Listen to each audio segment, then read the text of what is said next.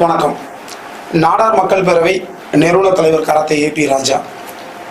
எங்கள் நாடார் சமுதாயத்தை சேர்ந்த கிருஷ்ணன் அவர் வந்து சேல்ஸ் காலேஜில் வந்து படிச்சுட்டு இருக்காரு.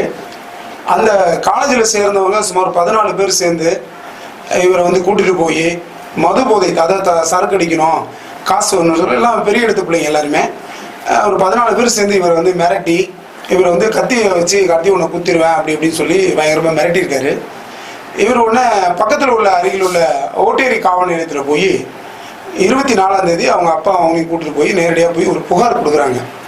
இது மாதிரி என்னுடைய மகனை வந்து துன்புறுத்தி இது மாதிரி படுத்து என்னோடய மகன் வந்து கேண்டிகேப்டு இந்த 14 பேர் சேர்ந்து இந்த மாதிரி பண்ணி ரொம்ப கொடுமைப்படுத்தியிருக்காங்க. இதனால் மிகுந்த மன உளைச்சலை நான் தற்கொலை பண்ணிக்கிற நிலைமையில் இருக்கிறேன் அப்படின்னு அவரோட பையன் சொன்னதுனால அவங்க அப்பாவை பதறி அடிச்சுட்டு உடனே போய் கோட்டேரி காவல் நிலையத்தில் வந்து புகார் கொடுத்துருக்காரு. 24ஆம் தேதி புகார் கொடுத்தாரு. 25ஆம் தேதி அன்னைக்கு வந்து சிஎஸ்ஆர் போட்டிருக்காங்க. இது மாதிரி மது போதைக்கு வந்து விரட்டியதாகும் அப்படின்னு சொல்லி சிஎஸ்ஆர் போட்டிருக்காங்க. சிஎஸ்ஆர் போட்டு இவ்வளவு நாளாகி இது சம்மந்தமாக இது வரைக்கும் அதில் எஃப்ஐஆர் போடலை. சட்ட ரீதியாகவும் நீதிமன்றம் மூலியமாகவும் அதுக்கு என்னென்ன ஏற்பாடுகளோ அதையும் பண்ணிக்கிட்டு இருக்கோம். அதே மாதிரி இந்த சரி இது எதுவுமே நடவடிக்கை எடுக்கலை அப்படிங்கிறதுனால நாங்கள் நாடார் மக்கள் பேரவை சார்பாக ஓட்டேரி காவல் நிலைய வாசலில் 30/12/2023 காலையில் 11:30 மணி அளவுக்கு ஆர்ப்பாட்டம் மற்றும் சாலை மறியல் செய்ய இருக்கிறோம். அதனால அந்த மறியல்லையும் வந்து காவல்துறை வந்து சரியான முறை எடுக்கலைன்னு சொன்னால் மிகப்பெரிய லெவலில் எல்லாரும் திருத்த ஒரு 5000 பேர் திரட்டி சென்னை சிட்டிக்குள்ள பெரிய லெவலில் நாங்கள் வந்து தமிழக முதலமைச்சர் அவருடைய நேரடி கவனத்துக்கு கொண்டு செல்வதாக முதலமைச்சர் தலைமைச் செயலர் அலுவலகத்து வாசலே நாங்கள் போராட்டம் பண்ணக்கூடிய ஒரு நிலைமைக்கு தள்ளப்பட்டிருக்கோம் என்பதை உங்களுக்கு தெரிவித்துக் கொள்கிறேன். அந்த பாதிக்கப்பட்ட பையன் வந்து பக்கத்தில் இருக்காப்புல என்ன நடந்துச்சுன்னு நீங்களே அவர்கிட்ட கேளுங்க. வணக்கம், என் பேர் சைலேஷ் கிதியோன். நான் வந்து வண்டலூரில் இருக்கிற கிரசன்ட் கல்லூரியில் பிடெக் ஃபைனல் இயர் படிச்சுக்கிட்டு இருக்கேன். சம்பவம் நடந்தது வந்து நவம்பர் மாதம் 22ஆம் தேதி.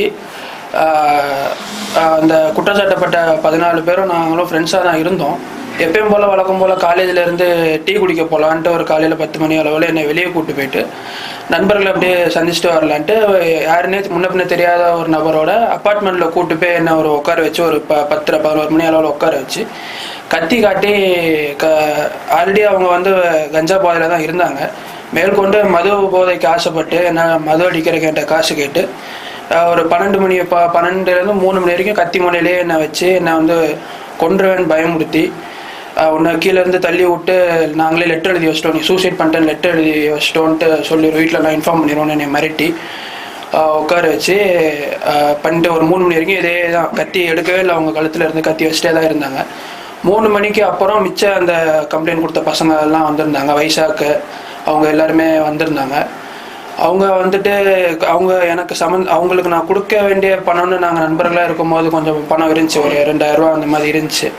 அதை தவிர்த்து போக ஒரு 30,000 ரூபா கேட்டு அதை கொடுத்தாதான் உன்னை நான் வீட்டுக்கு விடுவோம், இல்லைன்னா இங்கேயே கடந்து சாகு, உன்னை எதாவது பண்ணுறோன்னு அப்படி என்னை மிரட்டி ஒரு 9:30 வரைக்கும் உட்கார வச்சுருந்தாங்க. சிச்சுவேஷன் ஓரளவுக்கு எக்ஸ்ட்ரீமாக போனனால நான் என்னோடய காலேஜ் ப்ரொஃபஸருக்கே கால் பண்ணி இப்படி நான் டிராஃபிக் போலீஸ்கிட்ட மாட்டிக்கிட்டேன், எனக்கு ஒரு 2000 ரூபா இருந்தால் ஜிபே பண்ணுங்கன்னு சொல்லி அவங்கள்ட்ட 2000 ரூபா வாங்கி அந்த பசங்களுக்கு கொடுத்து ஒரு 2000 ரூபா அவனுக்கு நான் கொடுத்து அதை என் கார்டு யூஸ் பண்ணி அவன் ஏடிஎம்மில் விட்ரா பண்ண பிறகு தான் என்னை வந்து என் காலேஜில் இறக்கி விட்டாங்க. ஒரு அரௌண்ட் ஒரு 9:30 9:45 இருக்கும். என்னோட debit card, PAN card, ID card எல்லாமே பிடுங்கி தான் இந்த விஷயம் வெளியே தெரிஞ்சுன்னா உன்னை கொண்டுருவோன்னு அவங்க ஓப்பனாக மிரட்டி தான் என்னை வெளியே அனுப்பிச்சிருந்தாங்க. அதுக்கு பிறகு நான் அப்பாட்ட வீட்டுக்கு வந்து அடுத்த நாள் 23ஆம் தேதி அப்பாட்ட சொல்லி 24ஆம் தேதி போலீஸ் ஸ்டேஷனில் புகார் கொடுத்து இன்னும் ஒரு மாதம் தாண்டிடுச்சு. இன்னும் அவங்க தக்க நடவடிக்கை எதுவுமே எடுக்கலை. இதில் வந்து ஜட்ஜு பையன் ஒருத்தன் இன்வால்வ்டு, அவன் பேர் வைசாக்கு. ஸோ அவங்க இருக்கனால காலேஜுமே சரி போலீஸுமே சரி அவங்க வந்து எஃப்ஐஆர் போடவோ இல்லை மேற்கொண்டு இன்வெஸ்டிகேஷன் பண்ணுறவோ அவங்க வந்து தயங்குறாங்க.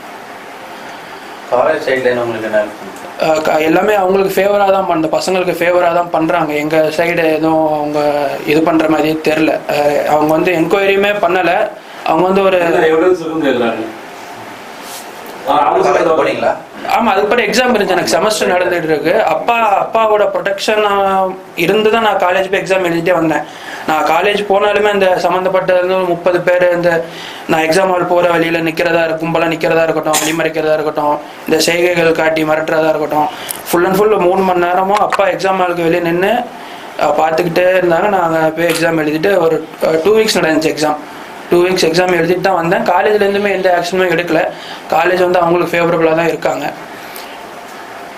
இப்போ உங்களுக்கு பட்டு வெளியே சொல்லாத பசங்க நிறைய பேர் இருக்கிறாங்க. இந்த வெளியூர்ல இருந்து இங்கே தங்கி படிக்கிற பசங்க, இவங்க கூட இன்வால்வ் ஆகி சில இல்லீகல் ஆக்டிவிட்டீஸ் பண்ணுறத இவங்க யூஸ் பண்ணிக்கிட்டு, இவங்களுக்கு தேவையில்லை, இவன் நமக்கு தேவைப்பட மாட்டாங்கிற நேரத்தில் அதெல்லாம் லீக் பண்ணி பிளாக்மெயில் பண்ணி காசு வாங்குறது, மிரட்டுறது, அந்த மாதிரி விஷயங்கள் அவங்க கண்டினியூவாக பண்ணிக்கிட்டு தான் இருக்காங்க.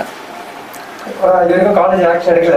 ஆமாம், காலேஜுக்கு தெரியும். நாங்கள் ஃபஸ்ட்டு கம்ப்ளைண்ட் காலேஜுக்கு தான் கொடுக்கும்போது அவங்களே சொல்கிறாங்க, இது ஆமாம் இவங்க மேலே எல்லாரும் மேலேயுமே கேஸ் இருக்குது, நாங்கள் உடனே ஆக்ஷன் எடுக்கிறோம்னு சொல்லி 1 மாதம் ஆகியுமே அவங்க எதுவுமே எடுக்கலை. ஒரு மாதிரி அலட்சியமாக இருக்கிறாங்க.